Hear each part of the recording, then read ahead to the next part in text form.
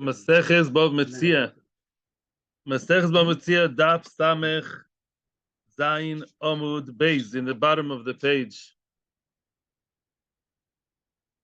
Okay. So Samech Zayin Amud Beis in the bottom of the page. We are not the very bottom of the page. And good morning to everybody here in the Avos Shalom Torah Center, everybody in YouTube, and everybody on Torah anytime. We are in Amud Yomi Shiur Bava Metzia. Samech Zayin Amud Beis. Deep into the halachos of ribit. So we are in the two dots, pshita. Yeah, the line starts with the word deloyak bahanu, and it's now marked in blue in the screen. Two dots, and then it says pshita. We discussed yesterday different ways of mashkanta. A person wants to lend money to someone, receive land as mortgage, as mashkanta, and wants to eat the fruit of the mashkanta, the fruit of the land, and still not have an issue of ribis. There are several ways of how you can do that. Now, but before that, what did we say? That there's a big difference between two types of agreements.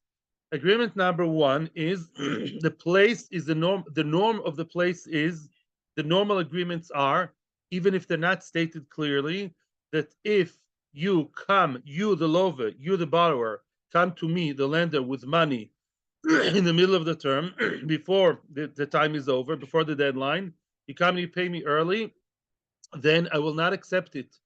I will not accept your money. Why? Because I want to stay on the land for 4, 5, 6 years. I want to develop it. And that goes without saying in certain places. That is good or bad? Good. Why?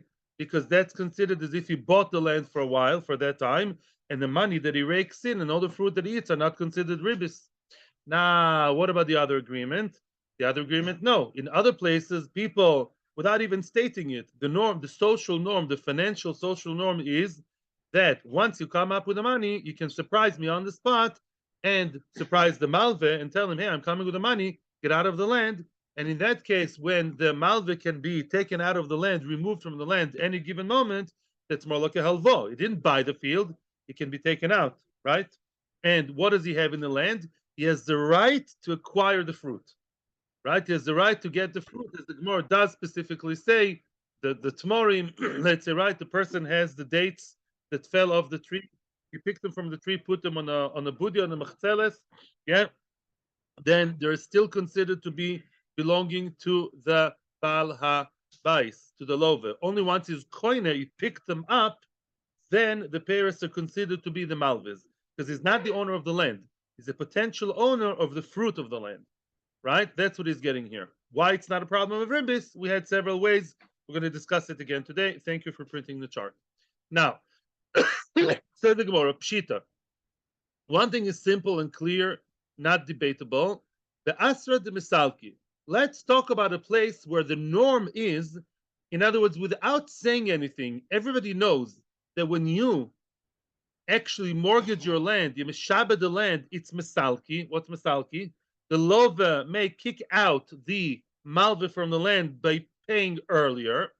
The omar, but the malve is stating by the time of the halva, according to Rashi, at the time of the halva, when he gives the money, the malve is being tough.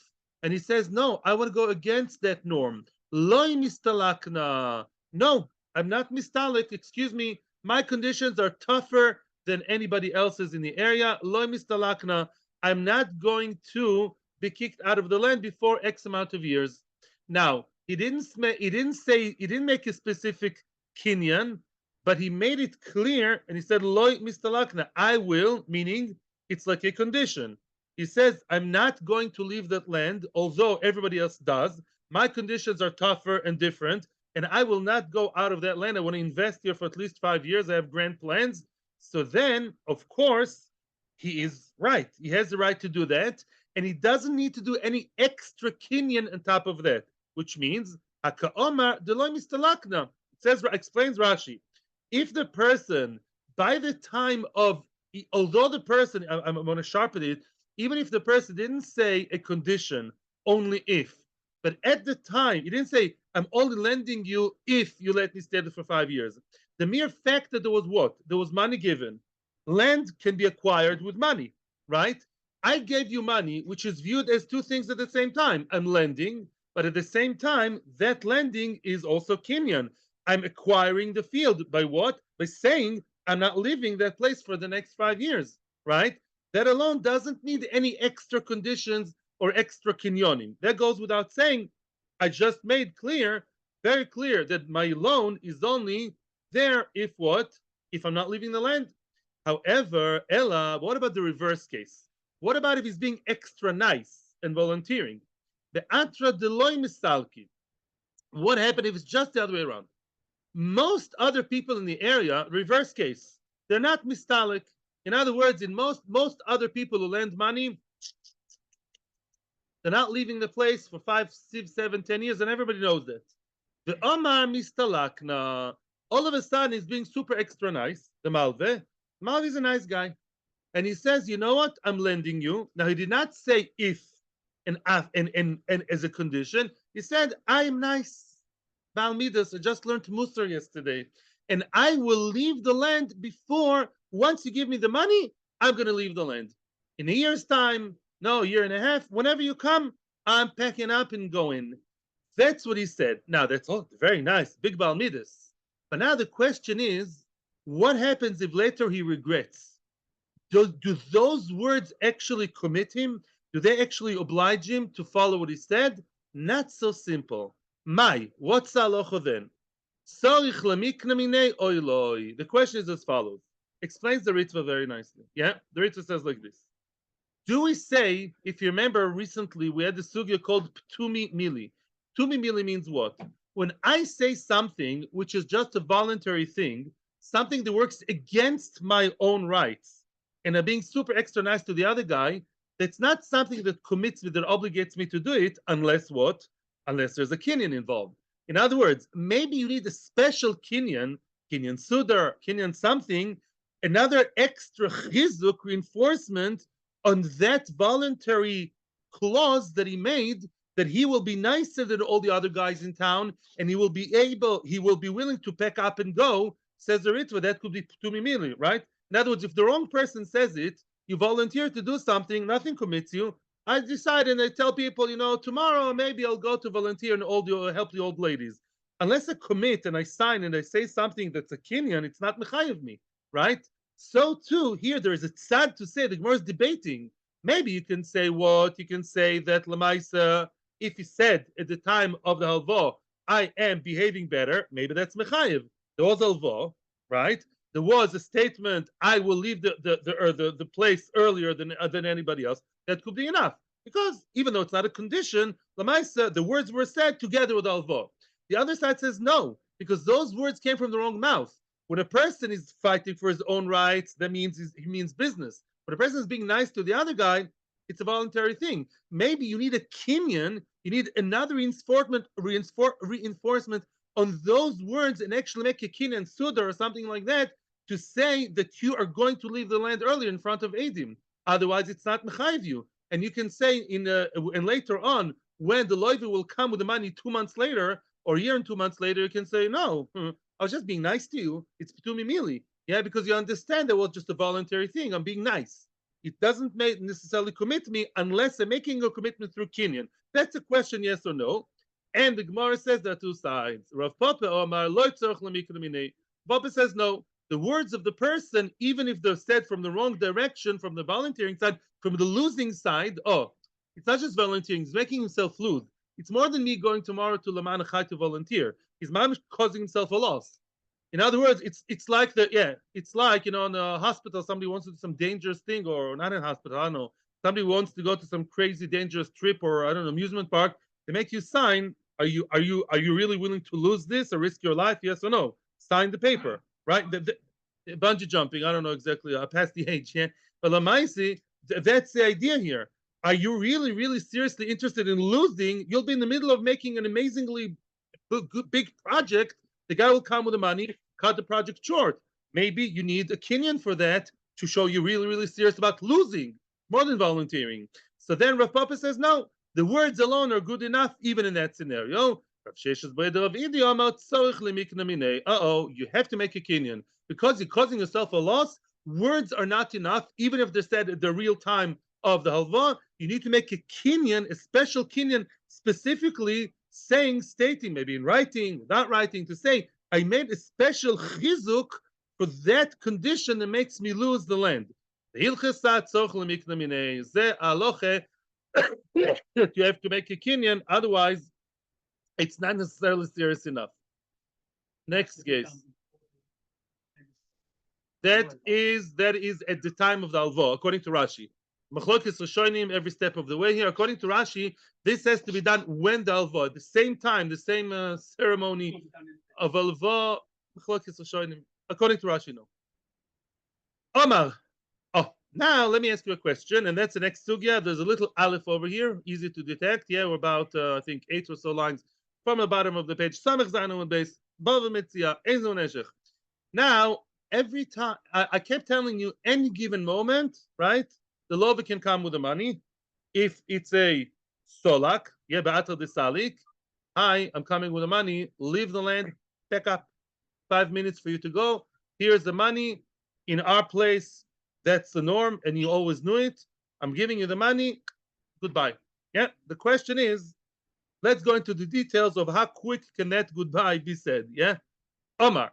Let's say the person, the love, said, Ezil v'aiti zuzi.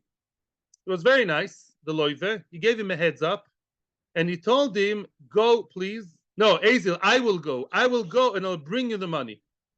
Meaning, I don't have the money with me, but the loive says, I'm about to give you the money. The money, I already have the money at home. I have the money in my drawer. I have the money in my account now, the million that I owe you, and I will bring it to you. Please don't ask me about the time frame. That will be discussed later. Let's say it says, hi, what's up? I don't know, phone, email. Yeah, I have the money. I will bring it to you. But the money is already mitzidi. Money is designated in the corner, in the side, in the bank account. Maybe sends him a screenshot. You know, the money is there. The money is in my drawer, and I will bring it to you. Loy ochil.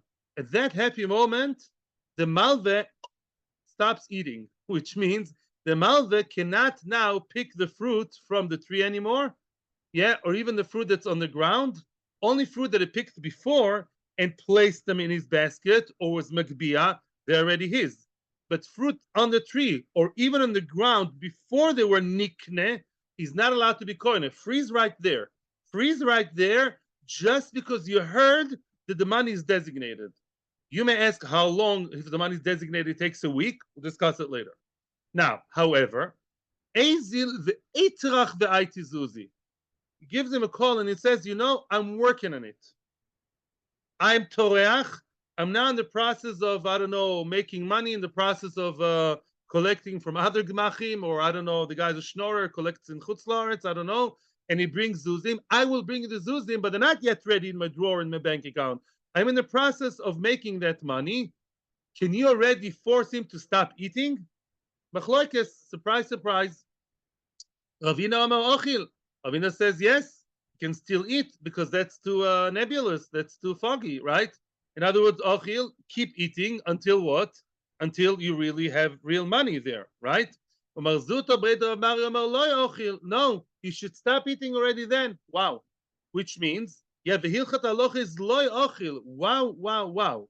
Halacha is, once the person told you, who, the loive told you that as far as he's concerned, he is already in the direction of paying the money, you should stop eating from the land. Now, two questions. First of all, why? Right? And secondly, how far does that go? Let's say the guy says, you know, I started working for that high-tech company, and soon I'll be a millionaire. What is he doing there? Sweeping the floors. Soon I'll be the CEO. He has big dreams, you know. He watched too many movies. I don't know. Yeah. How soon is soon? You know, how soon is the money?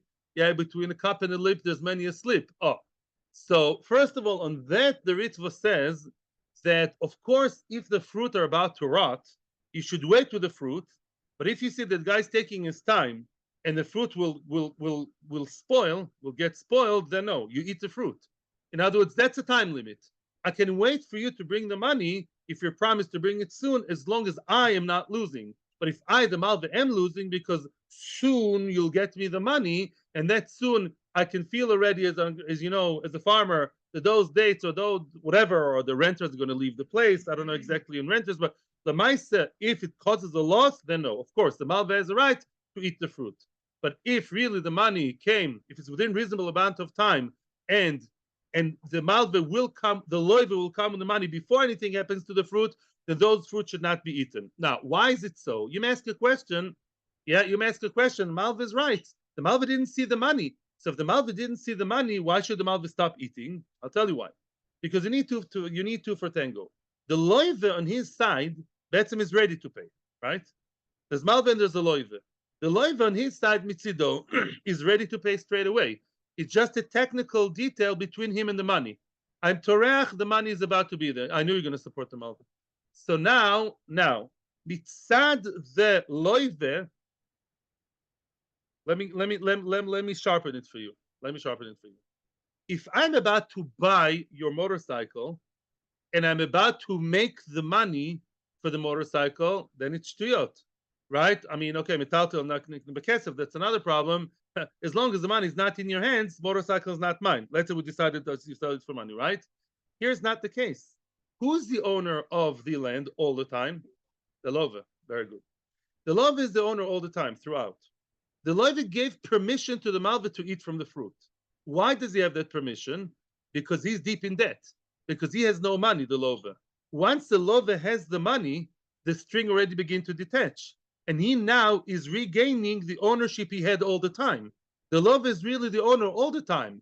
His head is like bobbing up and down the ownership, but the ownership is all the time his, depending on the money. If he has the money available to pay, or even one step removed, which is a bigger chiddush, mitzad the Lova, what are you doing in my field? I have the money to give you. Elamai, it takes me time to get it to you for technical reasons. But mitzidi the Lova, the only right you have to stay in my land and eat the fruit is because I do not have the money. If I have the money available, then mitzad the Lova, I am already kicking you out. So,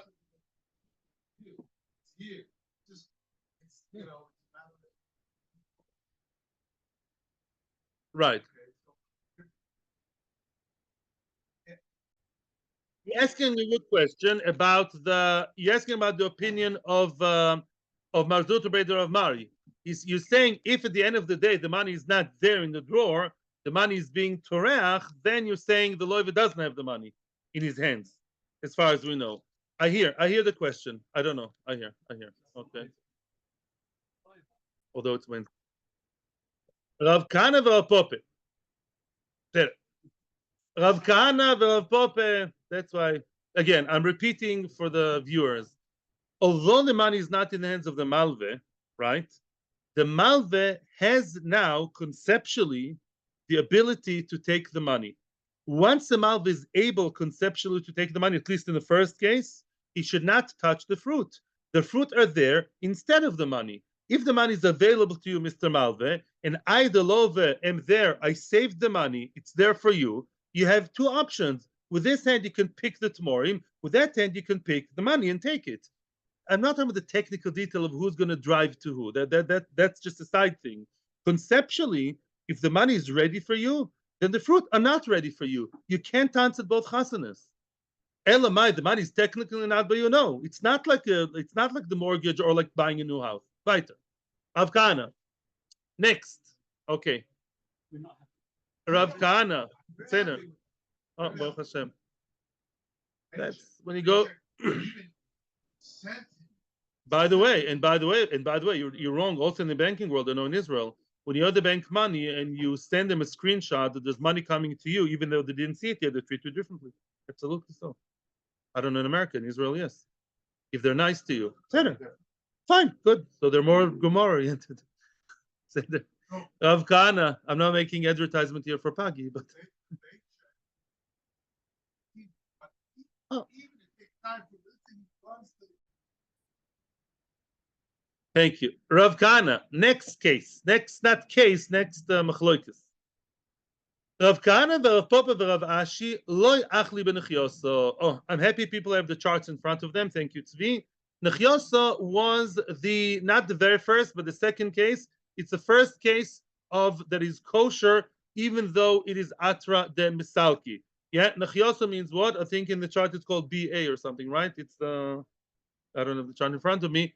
It's nechioso means what? All kinds of deductions. Nachyasa is the deduction of what? That you deduct a set amount per year. Although there are chances that the Malve will make tons of money from rent or from growing the vine, the of picking the fruit, but Lamaisa, because there's a set amount of deduction per year, according to Rava, that's kosher. What did Rava say about a Talmid Chacham? Talmid Chacham should not do that, right?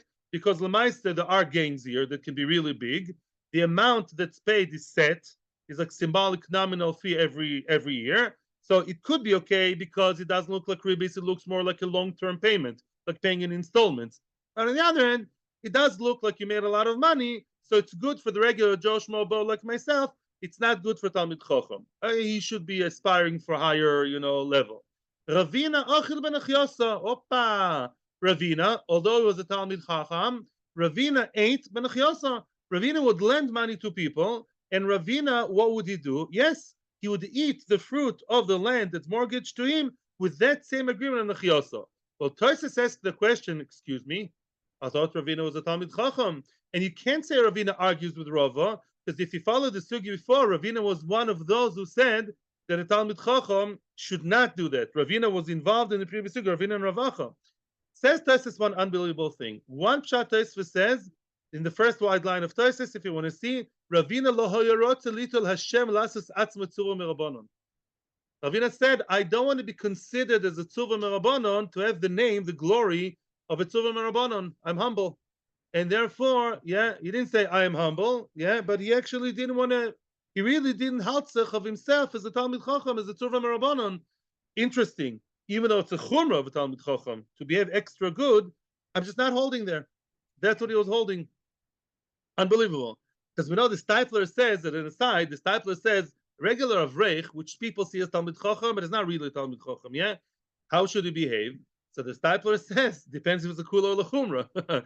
To demand everyone should stand up for me and everyone should give me glory and cover, that you should not demand.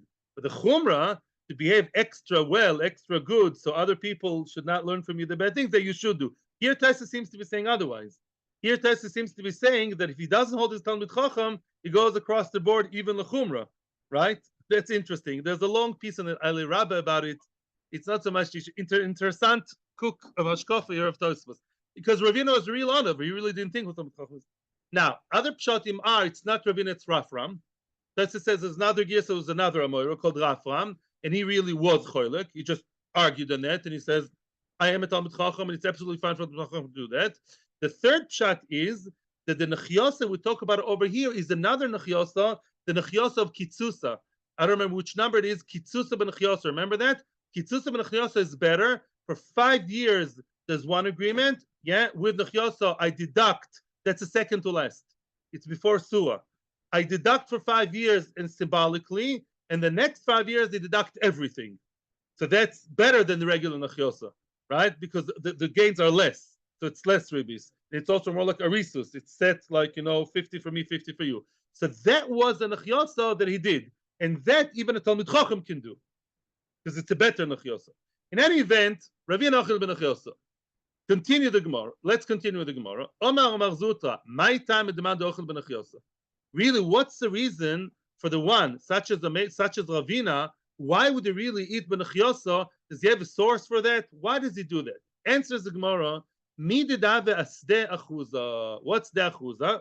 Pashas b'chukoisai. It says in the Torah that if the person was makdish, he consecrated, he was makdish his field to Beis Hamikdash. Now he wants to be poida, wants to redeem to be poida. How do you calculate that? You divide 49 years to 50.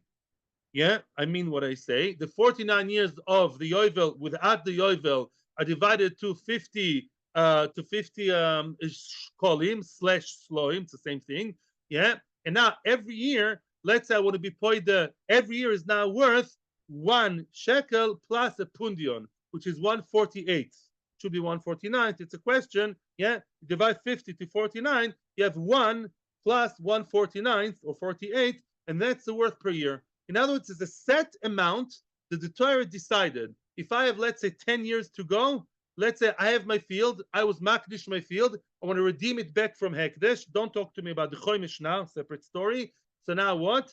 I now have 10 years before the Yovel. I'm going to give 10 sloim plus 10 the small ones pundioinim and get the field back to myself. I gave the money to Beis Hamikdash. Now I have the field for 10 years. Is the field really worth that amount of money? Who said? Maybe in those 10 years, I'm going to build a hotel and an airport and an oil well, find oil and build an amusement park, and I don't know what else. I can make much, much, much more money from that field than just those what? Than those 10 sloim, call them sloim, the 10 sloim plus pundioinim, right? And yet the Torah is absolutely cool about it. The Torah is okay with me giving a set amount, even though I'll get much more at the end of the day, and it's still called a regular sale. Pidyon is like a sale, as we say. Let's see it inside the Gemara. My time at the second to last line. Midi dehaves deachuza, just like the Torah describes and gives it halacha of sdeachuza. Sdeachuza, a soda that was dedicated, was consecrated to Beis Hamikdash. La bafel gav, even though the ka'ochil peri tuva, the person who gave a very set, clear, fixed amount of money, he may eat much more fruit. I wish him all the atzlocha in the world. The next 10 years is can plow and make tons of money there. And yet, Omar Rachmana, the Torah views it, yeah, kaparik lo barbo zuzi. And yet the Torah says, yeah, every year you have the set amount of 4 zuzim. 4 zuzim are how much? Are 1 dinar, are 1 sela, excuse me, are 1 sela, right? 4 zuzi are 4 dinar, that is 1 sela. So 1 sela plus 1 pundion per year. And yet we view that as a sale. Yeah, you can have a fixed amount, even though you'll gain much more from that. Here too is the same thing, which means, what's our concern all the time in that chart, in yesterday's sugi, in today's sugi, in the mashkanta? What's the concern of mashkanta? Does it look like I sold it and I bought? Is it a purchase? If it's a purchase, kosher lemehadrin.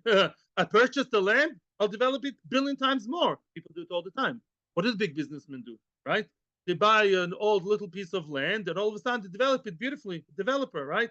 So that's normal business. Or do we say no? Because there was a loan involved, not so kosher. You didn't buy it, you lent and you get the lending, then it looks like ribbis. All the profits look like ribbis. That's really the core issue here. Yeah, you want to come home and tell your wives what you're learning about? That's the sikum of the sugya.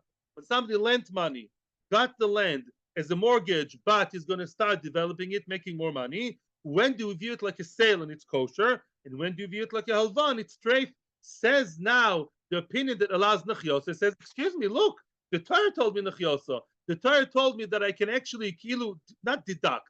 I can actually pay a set amount, and it's called a kinyan, even though I made much more. Here too, it's called a kinyan. The Torah's view on that kind of deal is a kinyan, is the purchase, not halva, and it's kosher. That's very nice. Yuman de Omar de Osal, the one who forbids it. What would they say? You see that the Torah views that as a sale. So why do you say that that's osir in our case? Very easy. Amar lecha, it's not the same thing. Sdechuza hekdeshi. Is there any form, shape, or form of halva over there? No. Nobody lent anybody anything. He was makdish to Beis Hamikdash. He didn't lend it to Beis Hamikdash. He was makdish. He consecrated it, would go there for life. What's going to happen in Yovel? The Kohanim would get it in Yovel. He consecrated, it was makdish, not a loan. Loan was not even in the air there. It wasn't on the radar. It was just hekdesh. Rachmana decided, I have my standards of my pidyon for Beis Hamikdash for redeeming. The redeeming is 1 dinar per year, 1 shekel per year with the pundyon. That's the set amount. Over here, halvai umechzik ribis. Over here, it's halva. Over here, at the end of here, as opposed to the Torah, halva and the ugly word called ribis is always lurking behind. It's always there, ambushing in the corner, because you always have the chashash. It may look like ribis. And we say because we have always ribis versus kinyan, it's not enough of a kinyan to take it out of ribis. It looks like ribis and smells like ribis. and therefore we view it with the Rabbanon like ribis. As opposed to Beis Hamikdash, there was no tzad alvo. So of course there it's okay.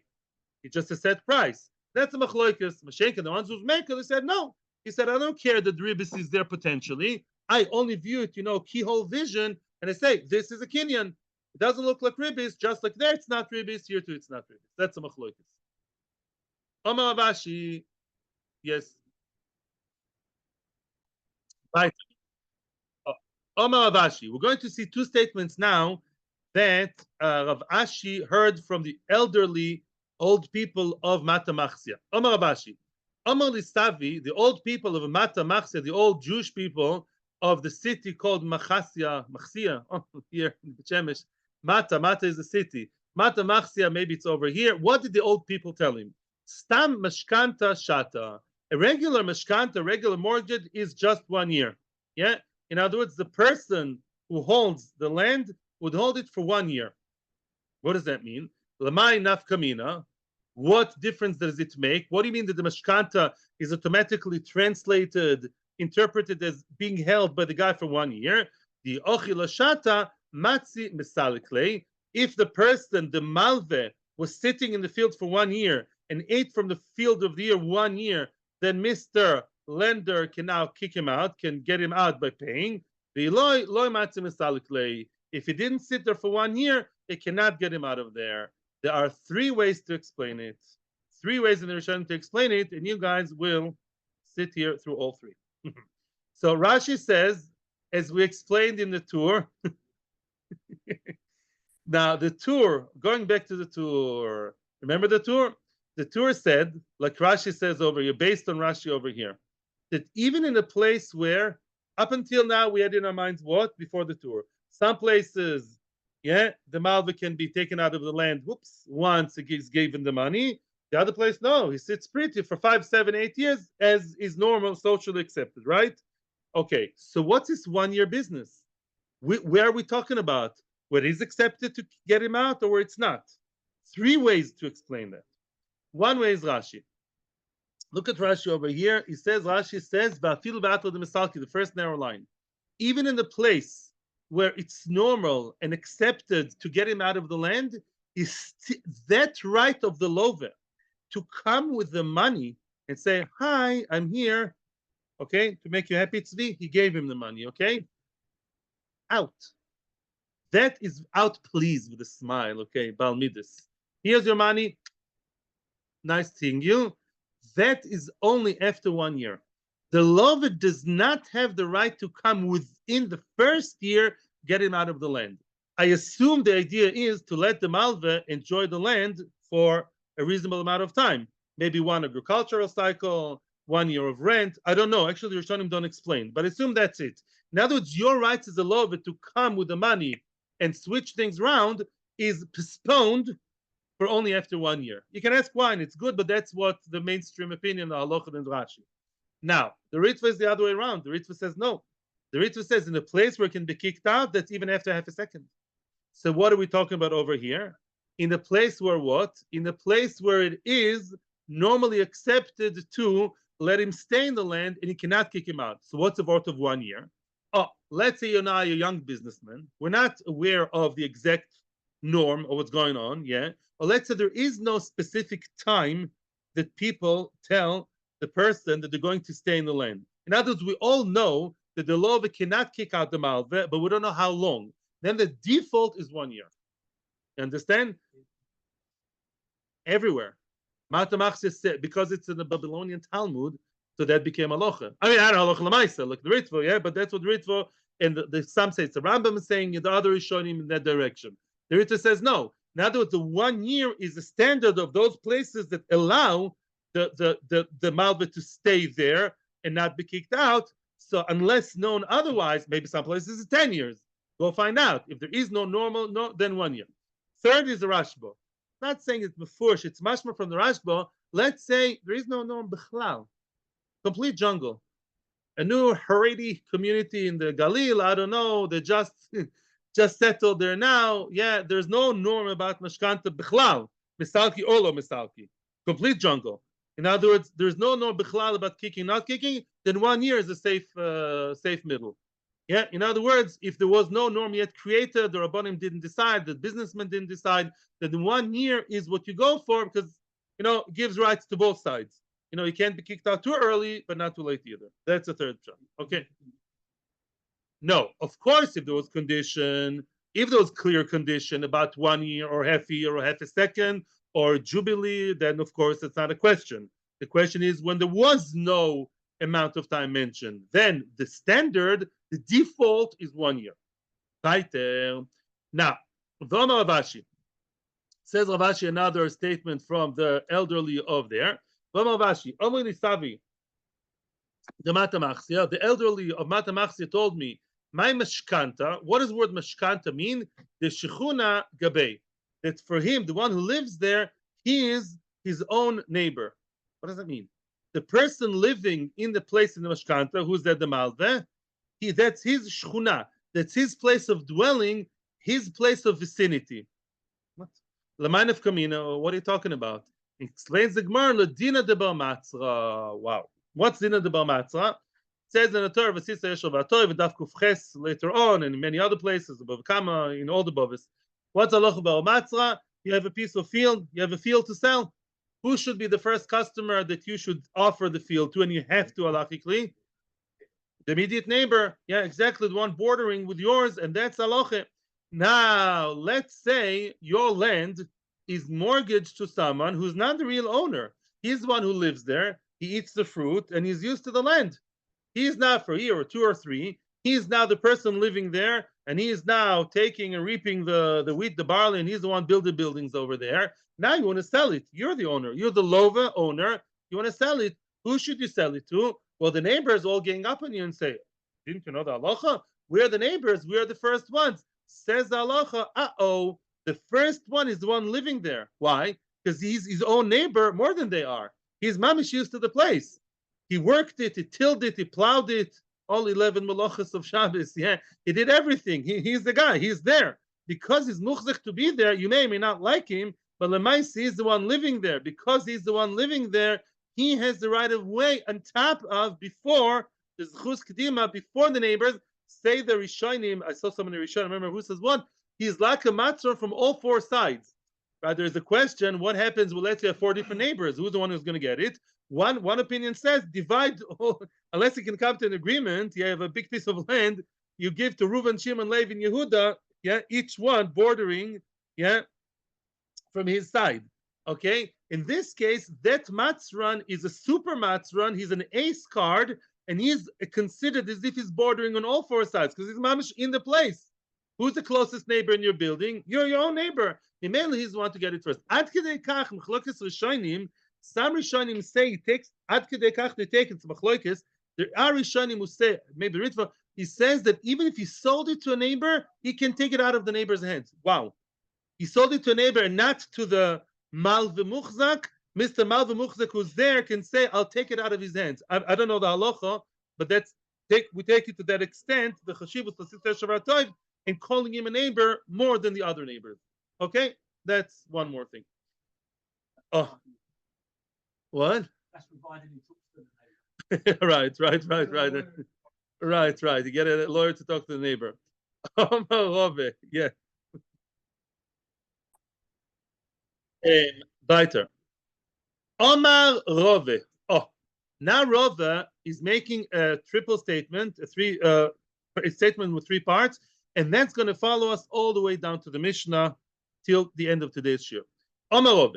Leis hilchasa, halacha is not like loy, not like chetarshi papunoi, not like the late payment ribis troshim. What are troshim? Remember from a few dapim ago, troshim are high cliffs. A cliff is trashim, admat trashim, and just like the cliff is high, higher payment that is demanded. If you pay later, you pay higher.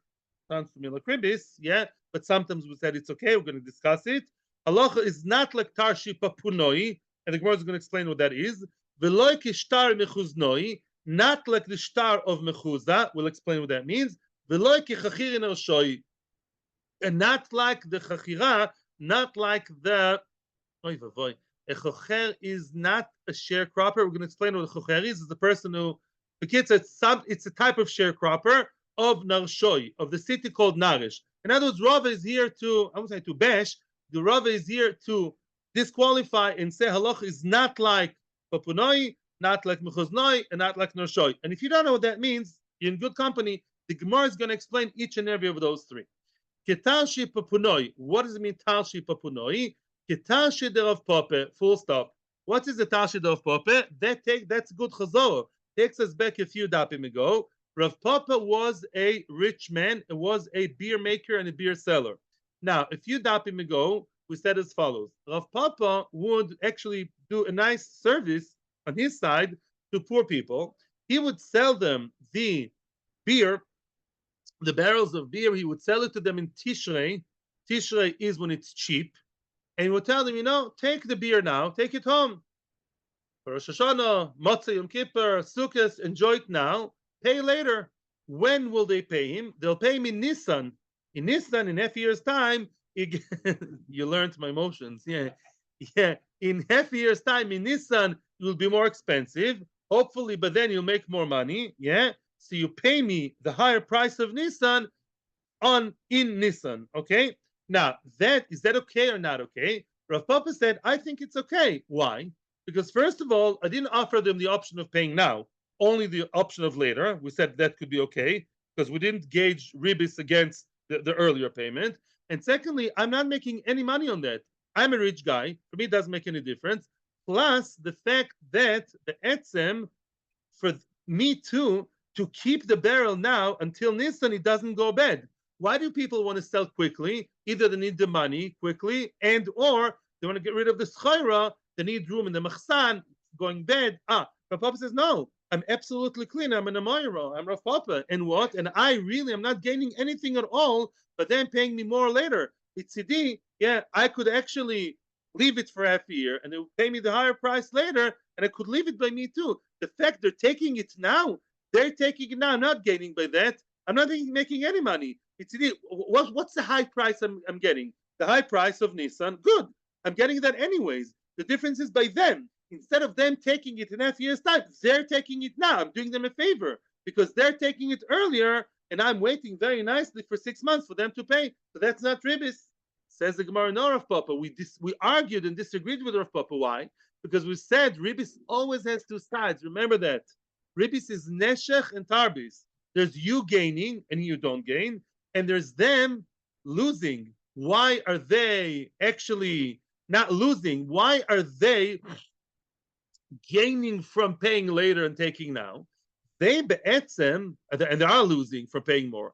They want to take the beer now. If they had money now, they would have paid you now in Tishrei the lower price. The fact that they have to pay later more, they are gaining and losing. In other words, the ideal situation is to pay less and get it now. They're getting now and paying higher later. For them, the only reason why they pay later and higher is because they don't have money. That is ribis. That is ribis. You exploit, not that you're exploiting Khalil. Mitzidam, they exploited. They need the goods now, and they'll pay more than they would have liked to, which is now. So mitzidam, that is the type of neshech. They did ki'ilu lose. They'd like to pay 100 now, not 200 later. It's just because they don't have the 100 now. So that is one aspect of ribis. That's why it says Rav Papa, I'm not such a hot fan with that story of Rav Papa's Tal Shoi, and I said it's osur. Because, so get now and pay later higher than the price of now is ribis, and don't do that in the business world. It's not allowed. Okay? That's case number one. Now, case number two. Shtori mechuznoi. Shtori mechuznoi. I said the Perek Tilim. Today, Ellen saw me saying Tilim before the Shiur, so I can get Shtori mechuznoi clear to all of us here, to me and to you. There are many different ways to explain the Shtori mechuznoi, many different details, but we'll manage. Shtori mechuznoi. What's Shtori mechuznoi? Mechoiza was a city of rich people. Rich people tend to be demanding, as we say, Vashir Yane Azois. They knew a lot about business. And what did the Shtori mechuznoi do? The Mechoiza people, before we start the sugya, I'll tell you what they did, and then we'll read it inside. They would be like wholesalers. They would get it from the farm. They would get it from balabais, I don't know, wheat, barley, shoes, stocks, computers, whatever. They got it from the manufacturer, from the farmer. and they would sell it to the small businesses, to the retailers. Okay, they'd be in the middle. Now they would be very demanding. They would say, "Listen, I'm investing with you, Mister Little Guy, Mister Shopkeeper, okay, Mister Tagar, and now I'm giving you the schoira, which is worth, let's say, 100, whatever, 100 million, 100, right? I predict, I expect, I envision that there will be in 6 months from now, they would double its value. Yeah, I'm a big business whiz, and therefore I'm making you sign that in half a year's time, you'll have to bring me how much? The original 100, and let's you'll make 100% profit, 200. Let's go half half. I expect to get back from you 150. 100 now, and they didn't specify 100 is the capital that was given the investment and 50 is the gain. They just said, I'm giving you 100 and I want to get back 150. Ribis? That's not ribis. I'm not lending. First of all, it's business, right? And Lamaisa, the 50 he'll get is not from his own money. It's the 50 that he made from my money, right? Okay, so that seems to be kosher, but really it's very, very treif for numerous reasons. First of all, and that was my question, how do they know? How do they know they will make that amount of money? They don't know that. Secondly, they didn't write, option number one, they didn't write if it makes profits then. They just said, we're going to get back 150. I'm happy you're so optimistic, Mr. Rich Guy from Mechuza, but how do you know? Now you are forcing him to bring you 150. And if, what? You're obligating him, and mafia style, what's going to be if he doesn't come with a 50? He'll have to fork it from his own pocket. Opa! That's where it begins to smell like the R word. Because Lamaisef, if he got 100 from you, and from his own pocket is going to have to give you 50, some of the Rishonim say, heated argument, Mechavrus and I, but at least one Rishon said, like me, then look, it's first it's Gzela. He agreed. Maybe it's like a smachta. His arm was twisted. He needed the money, right? He didn't realize what he's doing. Maybe he believed there'll be 150. He didn't realize that there won't be a profit of 50, right? He'll have to bring it from his own money. Now his arm is twisted because Mr. Mechuz is sitting there cold face and say, where are my 150? Where's it? There was no 50. If the Mechuz, a guy, as we'll see later on, is a very humane, humanistic kind of guy, he'll believe him. But maybe he's not. Right? At the end of the day, right? You're demanding a profit which may or may not be there. You're asking him to come up with money that he'll have to bring out from his own house or borrow from people. It's either gzela or ribis. Most Rishonim say it's ribis, by the way. Let's see how it works inside. And there are two options here. True. Whichever is above the thing. Right. 100 is 100 is what he invested. That guy is a big financial whiz and he has MBA and he has PhD in finances. And he knows, the big Novi, he knows that in 6 months' time it will double its price because that's what he read in Forbes. Yeah, I don't know. And then what? So he says, listen, I'm giving you 100. You play around with it and do the right thing. For sure there will be 100 profit.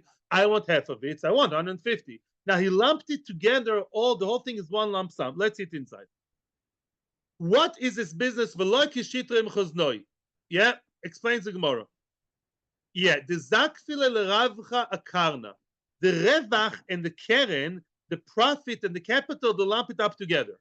They don't say, I want back my 100, and if there is, yeah, and the capital and the gain, the profit, the extra should be given separately, yes or no. They say, no, I'm giving you 100, and I want back 150. Although they don't see that as ribis because they said that as a gain, but they didn't specify that. Yeah, they say I'm giving 100 for business, giving back 150 as part of the business. Yeah, but it's all lumped together in their eyes and the way it's written. The kasvele b'shtara, and they write the whole thing together. Why doesn't the Gemara like it?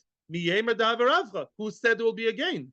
Who said there will be a gain? If, with all due respect to your MBA and your thing, you don't know. Maybe the thing's going to crash. Maybe, I don't know, it's going to happen, an earthquake and Twin Towers, I don't know what. And Mimela what? You don't know there will be a profit. And yet, one option is you stay there stone-faced, demanding the extra 50. He'll bring the 50 from where exactly? From his own pocket. His own pocket? That's already ribis. That's not the business. You gave him X and getting X plus more from his own money. Oh, excuse me. That's ribis, if not gzela. Now comes chapter 2. What about the more humanistic, nicer kind of mechuza guy? And let's say I'm adding before we read the Gemara, let's say the specified is a condition that if you don't make the profit, then you don't have to give me the 50. Very nice. Yeah, let's say, yeah, I'm giving you 100. I expect 150, but you know what? If you say you didn't make the profit, I believe you and I won't ask, and there's a trust, mutual trust between us. That's a nicer mechuza guy. Let's see what happens then. It's not so simple even then. Why? Mal bar Rav Ashi. Mal bar Meimar told Rav Ashi, Abba, my father, meaning Ameimar, Avid Hachi. Yes, he did that. You saying that the mechuza shtar is treif and nasty and ribis? No, my own father and Amayre, he did that. When they came to him, the soichrim, the merchants came for after 6 months or so, and they said, I'm sorry, I didn't make any profit. He believed them. There was mutual trust, yeah, and he believed them that what? They didn't make anything, didn't demand anything. That seems to be very kosher. No ribis, right? If you gain more, if you gain 50, give me 50. Omar Lei answered Rav Ashi, that's very nice. If Mr. Mechuza guy or your father, the tzaddik, if he's there, if you live to tell the tale, and he's the one who sits there at the office in 6 months' time, expecting and believing and being nice about it, that's if he's there. But ish shachiv, what happens if he dies? V'nafil shtara kamei yasmi, my avi, my. In other words, what would be if Mr. Mechuza happens to be a nice guy? Now, he did not, or not one of two options. Either he didn't specify in the shtar and he lumped it all together, but Mr. Mechuza is nice to the merchant and believes him. And if the merchant comes with face fallen and says, I'm sorry, I didn't make anything. Okay, I believe you, have a nice cup of coffee, no problem. That's all very nice. Now, option number two, it was even written mefurish. It was written, yeah, if I make profit, yes. If no, no. How do you know you didn't make a profit? I believe you didn't make a profit. How about if Mr. Mechuza, who either specified it in writing or there's verbal mutual trust, what happens if he's he died already? His son is a different kettle of fish. His son is a toughy little young guy who doesn't know the merchant. And he looks at the star. The star says 100, I want to get 150. The guy starts telling him a tall tale. I'm sorry. And the young guy looks at him like, I don't care. 150. It says so in the star. Or alternatively, he says, it says in the star clause that 50 only if I made a profit. Prove it. You're lying. How do you know? How do I know you didn't make a profit? It's in your pocket. And you'll force it from him. And that will be gzela or ribis. And that would be a problem. And that's why it's also to do that. Because you may be alive, but you're relying on Baal Peh trust, where the star itself smells of treif. The star itself demands 150 back, right? Not 100. And maybe somebody else will be now holding the star, like a Yairish. So if your father, such a tzaddik, does it, that's very nice. But if the father dies and the son inherits him, that's not unheard of, then the son in his hands has a star, which invites ribis. Listen to what happened, unbelievable dramatic development here. That's how the Gemara always quotes a pasuk that what we call today to be posech pel soton, yeah, to tempt the soton. In other words, it's like something that came out by mistake from the mouth of the ruler. And Ameimar died. In other words, because what did he say? Your father does that. It's all very nice as long as your father is there to welcome back Mr. Merchant and believe him there was no profit and not demand. If your father would die, what would it be? He really died. Because he said your father may die, like Pesach Pel Satan, I don't know how to say it, yeah. I mean, Meila, that caused him to die. So Meimar, and that appears many times in the Gemara. Okay, no time now for the next case. Meretz Hashem, we should all live long lives and not take ribis and not v'chule v'chule. Thank you again for the chart. Thank you very much. Thank you to everybody here in Avos Shalom, Torah Anytime, and YouTube. Thank you. Atzlacha Rabba, Akiva1971@gmail.com. Questions or comments are welcome by AKIVA1971@gmail.com. Thank you. Bye. Hatzlacha.